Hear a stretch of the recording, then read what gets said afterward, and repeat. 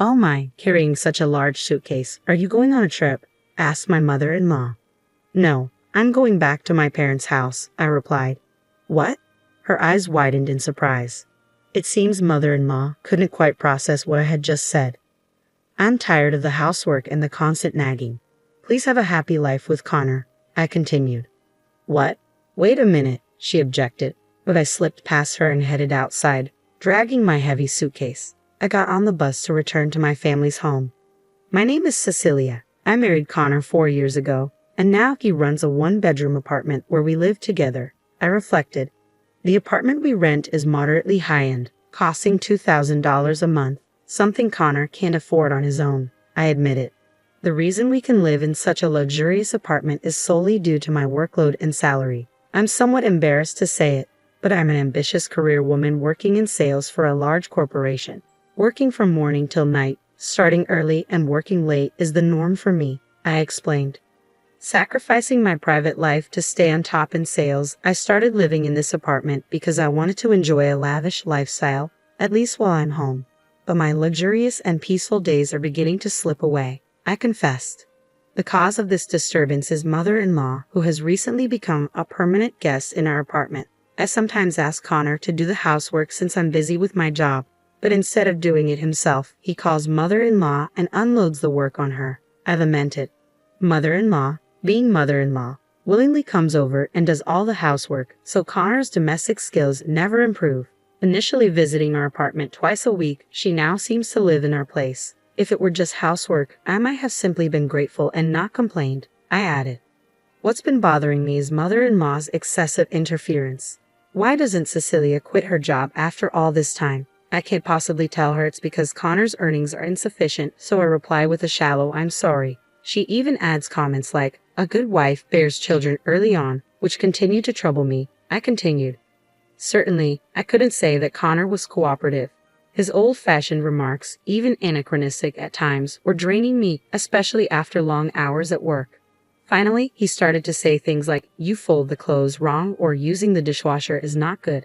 I couldn't help but wish he would leave if he continued to complain, I admitted. Of course, I wasn't just silently putting up with this. I talked to Connor about it, but he wouldn't take me seriously. At first, he seemed to be listening to me sincerely, but in the end, he always sided with his mother, saying, "But Mom is right." When I lost patience with his mother, who continued to live with us without paying rent or for food and demanded she either pay or leave, Connor sided with mother-in-law and decided to let her live with us for free, I recounted.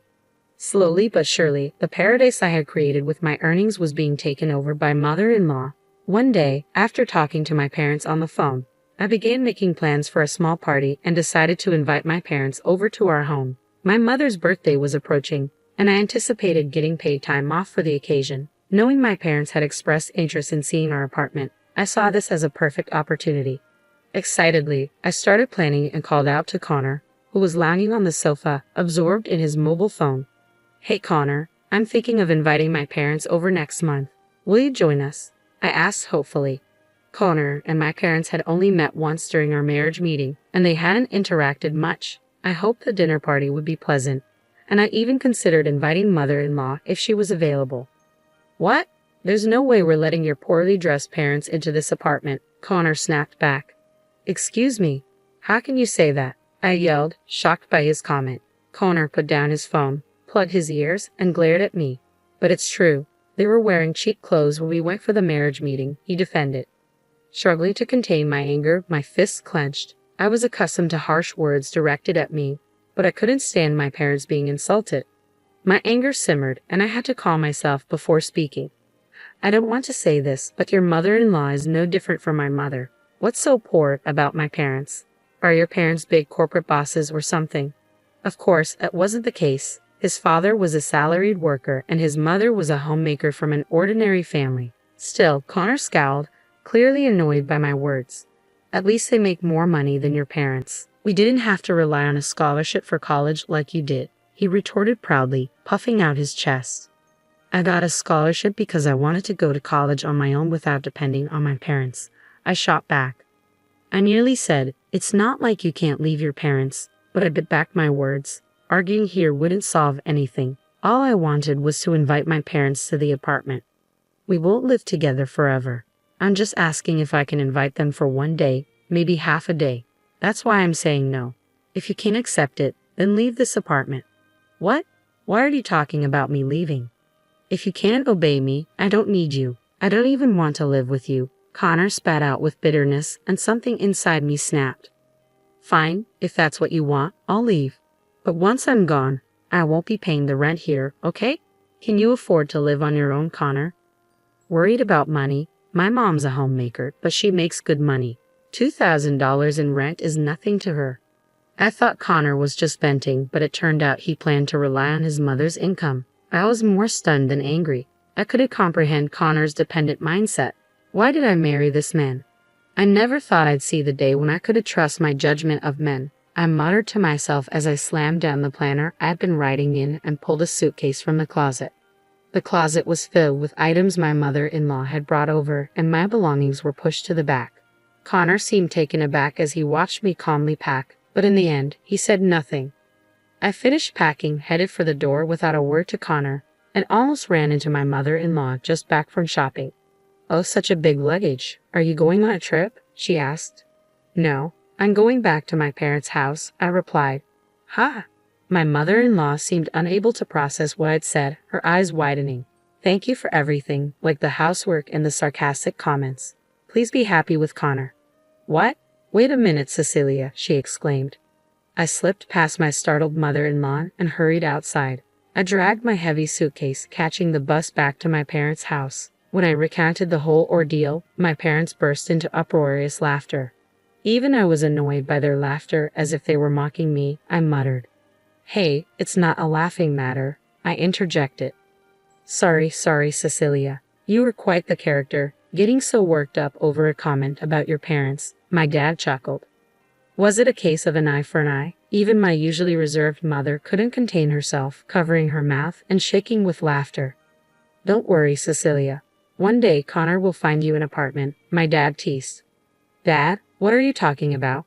There's no way Connor would let me have a place," I replied incredulously, but my father simply laughed along with my mother, never explaining his words.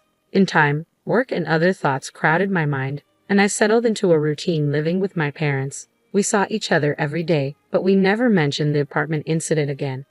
6 months passed since Connor kicked me out of the apartment. Exhausted from early morning commutes and late night overtime, I found myself leading a lazy life, sleeping through the day on my days off. Unexpectedly, my parents approached me one day while I was still half asleep. "Hey, finally awake. We're thinking of visiting the apartment where Connor lives. Want to join us?" my father asked. Still groggy, I couldn't quite grasp what my father was saying and tilted my head in confusion. Seeing me standing there lost in thought, my mother lost her patience and gave me a forceful push from behind. "Come on, get dressed quickly. Put on something really nice," she encouraged. Following her lead, I put on a dress. I had never worn it before. It was a high-end brand, quite expensive, gifted by my parents for my birthday, so I had never felt the inclination to wear it and kept it tucked away. Upon closer inspection, I noticed both my mother and father were also dressed in high-end clothes they wouldn't typically wear. It seemed as though they were subtly flaunting their earnings. Before I knew it, we were standing in front of the apartment building where Connor had lived. I half expected to be turned away at the auto-locked entrance, but that worry was unnecessary. The person we were looking for was right there in the entrance, looking dumbfounded. Connor and his mother-in-law stood surrounded by a large amount of luggage, frozen in place. Hey, Cecilia, what's going on? We've been kicked out of our apartment," Connor exclaimed, his face a mix of confusion and embarrassment. "Kicked out? Did you not pay the rent?" I asked, thinking it was an obvious question, but Connor looked away shamefaced. "I paid it. I even went into debt to make the payment," he admitted quietly. I was utterly dumbfounded by Connor's confession. As I suspected, the claim that mother-in-law was earning money was a lie. Yet they had kept up the pretense of living in a luxury apartment, even going into debt for it. If it were me, I would have moved out long ago. "Why were you kicked out? Did you cause any trouble or something?" I pressed further, but Connor shook his head, clearly clueless. Mother-in-law, who had been silently listening, also seemed at a loss, her gaze fixed on the luggage in the entrance. The awkward silence was broken by my father's sudden laughter, echoing through the entrance. My mother, elegantly covering her mouth, joined in. What's so funny, Dad? I asked, puzzled. No, I'm sorry, it's just amazing. Connor, we'll give you another room if you don't want to use this one. We can arrange for a new one. My father chuckled. What? What are you talking about? Connor's voice rose in confusion, mirroring mine. Mother-in-law, like me, appeared bewildered, her gaze wandering between us. Didn't you know? This apartment has been owned by our company for the past 3 months, I explained, my voice tinged with disbelief. Mother-in-law's mouth fell open in astonishment, unable to comprehend. It was an understandable reaction. I hadn't disclosed to Connor that my father was the president of a real estate agency, and more importantly, that my mother held a similar role as president of a subsidiary within my father's company. Together, they formed a successful entrepreneurial couple. Perhaps I inherited their entrepreneurial genes, considering my exceptional talent in sales. Connor had likely misunderstood my family's financial status based on the clothes we wore during our first meeting and the fact that I attended college on a scholarship. However, that assumption was mistaken. Connor's frustration turned towards me. Why didn't you tell me Cecilia's dad is the company's president? If I had known, I would have. And what if you had known? Just so you know, I'm not living here on my parents' dime, unlike you, who's always relying on mother-in-law. I interrupted sharply. Surprisingly, it wasn't Connor, but my mother-in-law who quickly grasped the reality of the situation. Perhaps she assessed the hierarchy by observing my mother's high-end clothing. Suddenly, she seemed to gauge my parents' mood before speaking tentatively. I sold the house because Connor said to move here. If we're kicked out, we'll have nowhere to live. Mother-in-law glanced at my parents' stoic faces, but neither of them cracked a smile. It was unnerving even for me, their actual daughter, to see their serious demeanor. My mother softened her expression, trying to reassure mother-in-law gently. You've been behind on rent for over 3 months, haven't you? We've sent reminders and made many calls, but received no response. We've had to proceed with eviction. I glanced at Connor, wondering if he truly was behind on rent. He quickly looked away, signaling he could only manage to pay his debts for the first 3 months. Mother-in-law appeared equally uncomfortable, visibly unsettled by my mother's scolding. Can't you do something about it? Please, you're the company's president, mother-in-law pleaded with my parents. However, my father firmly pushed her away.